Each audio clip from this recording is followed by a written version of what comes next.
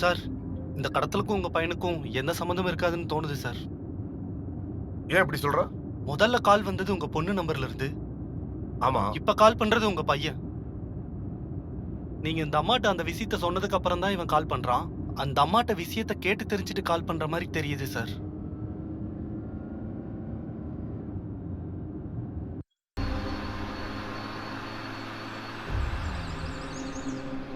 மாறி, அவர் வந்துட்டாருன்னு நினைக்கிறேன்.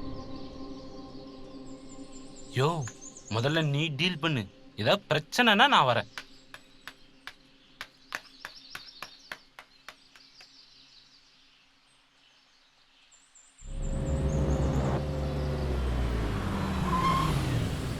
இப்ப இவனுக்கு பணம் கொடுக்காம உங்க பொண்ணு நம்பர்ல இருந்து கால் வர வரைக்கும் வெயிட் பண்ணி பார்க்கலாமா சார்?